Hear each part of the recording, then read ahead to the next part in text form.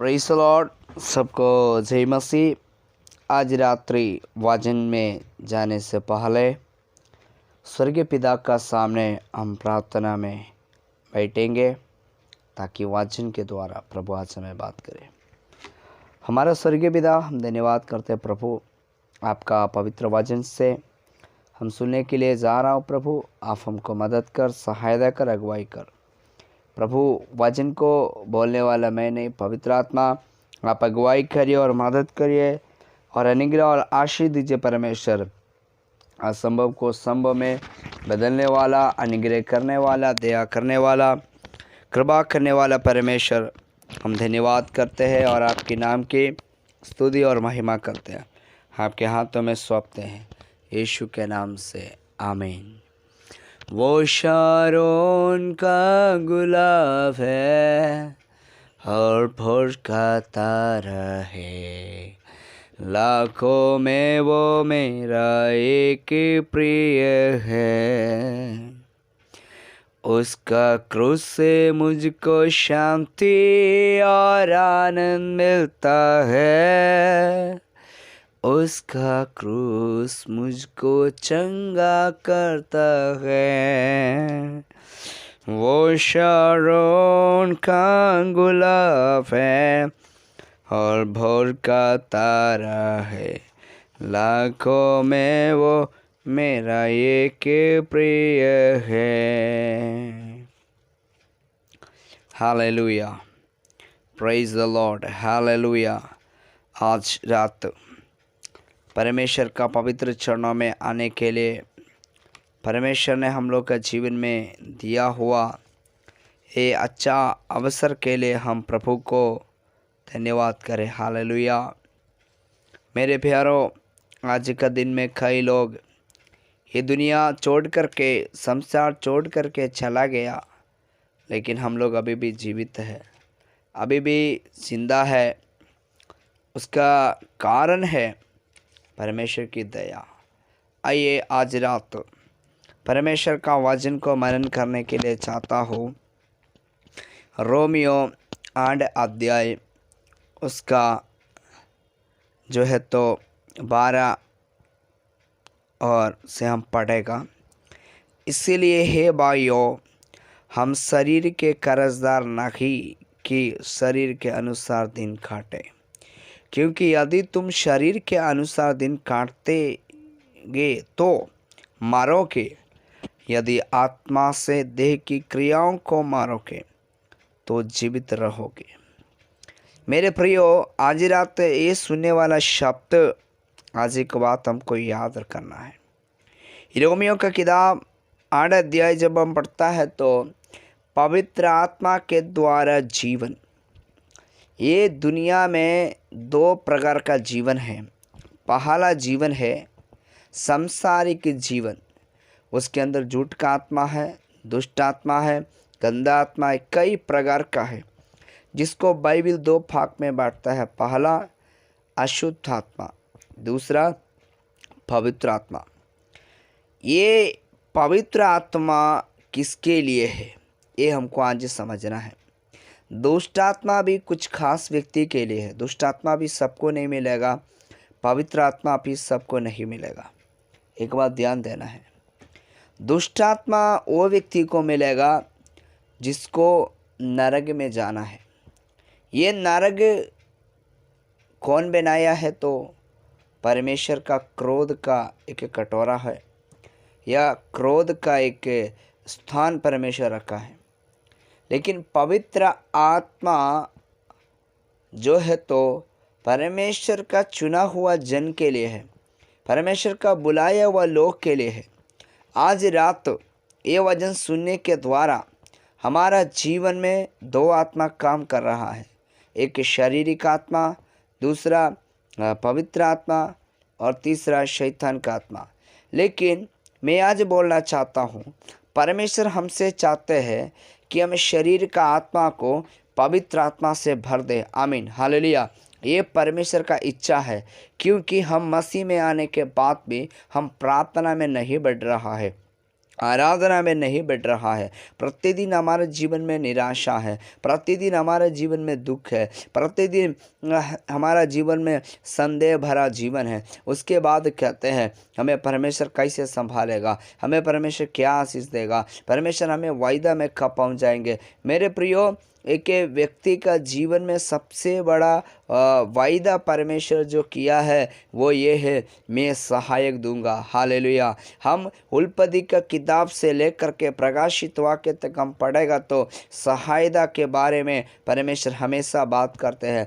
मनुष्य को सहायता किधर से मिलेगा? एक आदम को परमेश्वर ने आदम की वाटिका में रखा तो उसको देख करके अच्छा नहीं लगा परमेश्वर को। हालेलुया। उसको अकेला रहना अच्छा नहीं है, इसलिए उसके लिए एक सहायक हवा को बना दिया। मेरे प्रियो, उसी प्रकार हमारे अंदर वास करने वाला आत्मा को भी ये दुनिया में अकेले रहना अच्छा नहीं है, क्योंकि दुष्ट आत्मा आकर के इस आत्मा को अशुद्ध करेगा, शरीर को अशुद्ध करेगा और पाप करवा करके नरक में ले जाएगा। इसीलिए अगर आज आप हम और मसीह में है तो हम दुष्ट आत्मा में भरने के लिए नहीं है, बल्कि पवित्र आत्मा में भरने के लिए प्रभु चुन लिया। क्योंकि पवित्र आत्मा को हमारा जीवन में उतरना है, पवित्र आत्मा हमारा जीवन में काम करना है, तो सबसे पहले हमारा जीवन शुद्ध होना चाहिए, पवित्र होना चाहिए। मनुष्य के पास कोई ऐसा तरकीब नहीं है, कोई ऐसा सुझाव नहीं है जो अपने आप को धर्मी ठहरा सकता है, लेकिन यीशु मसीह के द्वारा, जैसे यूहन्ना 3:16 में लिखा है, परमेश्वर ने जगत से प्रेम रखा और अपना इकलौता पुत्र दे दिया ताकि जो कोई इस पर विश्वास करे वह नाश न होगा। रोमियो का किताब बताता है कि सब लोग नष्ट हो जाएगा कारण यीशु को नहीं जानने से, लेकिन यूहन्ना बता रहा है जो यीशु पे विश्वास करते हैं उनको पिता जगत से प्रेम करते हैं, और जगत से इसलिए प्रेम करते हैं कि उनको बेटा बलिदान हो करके गाड़ा जाए, मारा जाए, गाड़ा जाए, तीसरे दिन जी उठे और लोग पवित्र आत्मा का अभिषेक पाए, जो कि प्रेरितों का किताब 2 अध्याय में हम देख सकते हैं कि परमेश्वर की आत्मा उनका शिष्य लोग के पर उतरा और वो आत्मा में इस प्रकार से भर गए कि हालेलुया, उनके सामने बड़े बड़े भाषा वाले, लेक्चर वाले, बड़े बड़े बुद्धिमान लोग हार गए, बड़े बड़े बीमार उनके सामने घुटना टेक दिए, बड़े बड़े रोगी लोग उनके सामने घुटना टेक दिए, बड़े बड़े मुर्दे उनके सामने घुटना टेक दिए। उसका कारण क्या है? पवित्र आत्मा का शक्ति हमारा जीवन में तो बहुत कुछ हो सकता है। इसीलिए 12 में लिखा है, इसलिए भाइयों हम शरीर के कर्जदार ना कि। मेरे प्रियो, हमारा शरीर में कर्ज था, पहले शैतान का हक था, शैतान का इच्छा था, शैतान का योजना था, शैतान का प्लान था, लेकिन यीशु क्रूस पे मरा और बोल दिया सब कुछ पूरा हो गया। मतलब हमारा पाप का सजा, हमारा धर्म का सजा, हमें जो मिलने वाला सजा था वो यीशु लिया। अभी हम कर्ज में नहीं है, अभी हम स्वतंत्र में हैं, क्योंकि परमेश्वर का वचन यूहन्ना कहता है सत्य को जानो, सत्य तुम्हें क्या करेगा? जो है तो स्वतंत्र करेगा। तो मेरे प्रियो, परमेश्वर का आत्मा हमें स्वतंत्रता के लिए किससे? शरीर से और सांसारिक बातों से आज़ाद करता है और पवित्रता की ओर ले जाता है, परमेश्वर का प्रशंसा की ओर लेके जाता है। इसीलिए कहता है कि शरीर के अनुसार दिन काटे। हम अब शरीर के अनुसार चलने के लिए नहीं है। हम बहुत दिन चिंता किया, हम बहुत दिन घबराया, हम बहुत दिन दुखित हुआ, बहुत दिन परेशान हो गया, लेकिन इन दिनों में हमें परमेश्वर एक स्वतंत्र करके, आज़ाद करके, अपना लहू से धो करके, शुद्ध करके हमें प्रभु अलग रखा है। इसलिए हमें चिंता करने की ज़रूरत नहीं है, घबराहट करने की ज़रूरत नहीं है, हमें परेशान होने की ज़रूरत नहीं है, निराशा होने की ज़रूरत नहीं है। पैसा कहाँ से आएगा ये सोचने का ज़रूरत नहीं है, हमारा भविष्य क्या होगा ये सोचने का ज़रूरत नहीं है, लेकिन एक काम करने का ज़रूरत है। जैसा दाऊद कहता है, मैंने तेरा वचन को अपना हृदय में रखा ताकि मैं क्या ना करूं? पाप न करो। आज कई लोग वजन रख कर के भी क्या करते हैं? पाप करते हैं, कारण वजन को अपना लाभ के लिए इस्तेमाल करते हैं। मेरे प्रियो, परमेश्वर हमारा नौकर नहीं है, बल्कि हमारा जीवन में पवित्र आत्मा को काम करने के लिए देना है। पवित्र आत्मा कभी भी हमें, अगर हमारे जीवन में पवित्र आत्मा का भरपूर है तो हम कभी भी परमेश्वर का विरुद्ध नहीं जाएगा, सेवा का विरुद्ध नहीं जाएगा, कलीसिया के विरुद्ध नहीं जाएगा, पास्टर का विरुद्ध नहीं जाएगा और कोई भी मनुष्य का विरुद्ध नहीं जाएगा, क्योंकि हमारे अंदर पवित्र आत्मा है। और ये जब पवित्र आत्मा हमारा जीवन में, तो हमें कोई रोग ही हमको उसका सामना नहीं कर सकता है, कोई महामारी उसका सामना नहीं कर सकता है, कोई विरोधी उसको सामना नहीं कर सकता है, कितना बड़ा समस्या आ जाए तो भी उसका सामना नहीं कर सकता है, क्योंकि पवित्र आत्मा एक जय का आत्मा है, पवित्र आत्मा एक सामर्थ्य भरा आत्मा है। वो सामर्थ्य हमको इन दिनों में पाना है। अगर हमारा परिवार में एक बढ़ोतरी देखना है, हमारा कलीसिया में एक बढ़ोतरी देखना है, हमारा व्यक्तिगत जीवन में एक बड़ा वैदारी देखना है, पास्टर से नहीं मिलेगा और कलीसिया से नहीं मिलेगा, लेकिन प्रभु का वचन से मिलेगा, प्रभु का वचन को पढ़ने से मिलेगा, पवित्र जीवन बिताने से मिलेगा, परमेश्वर को समर्पण करने से। कई लोग सोचते हैं मेरा बुद्धि से एक योजना बना के चल के प्रभु का वचन को जोड़ करके हम परमेश्वर का इच्छा को पा लेगा। ऐसा परमेश्वर का इच्छा नहीं पाएगा। परमेश्वर का इच्छा पाना है तो हमारा जीवन में जक्कई का समान एक मन फिराव होना चाहिए, एक बड़ा बदलावट होना चाहिए, ना कि धर्मी व्यक्ति का सामने यीशु ने जैसे ही उसको एक बात बताया वो उदास होकर के वापस लौट गया। मेरे प्रियो, जक्कई अच्छा से समझता था मेरे पास जो कुछ भी है परमेश्वर का है। मेरे प्रियो, हम वचन को समझने वाला है, हम प्रार्थना करने वाला है। हम कई लोग धोखा में चला जाता है, कई बार हम लोग जो है तो अपना मन का कारण हम दुविधा में पड़ जाते हैं। लेकिन आज रात पवित्र आत्मा बोल रहे हैं हमें कर्जदार में नहीं चलना है, हमारे ऊपर किसी शैतान का योजना नहीं चलेगा, शैतान का बुद्धि नहीं चलेगा, पवित्र आत्मा का योजना चलेगा। क्योंकि यदि तुम शरीर के अनुसार दिन काटो क्योंकि यदि तुम शरीर के अनुसार दिन काटोगे तो मरोगे मतलब क्या? सांसारिक रीति से मर जाएगा और आत्मिक रीति से भी मर जाएगा। यानी आज कई लोग परमेश्वर को वचन को मानने के बाद भी क्या है, दुख है, कष्ट है, निंदा है, अपमान है और कई प्रकार का है। देखिए, मैं आपको बताना चाहता हूँ, मसीह में है तो कष्ट तो आएगा, लेकिन आप दानियल को देखिए, 3 टाइम प्रार्थना करने वाला था, उसका जीवन में एक कष्ट क्या गया,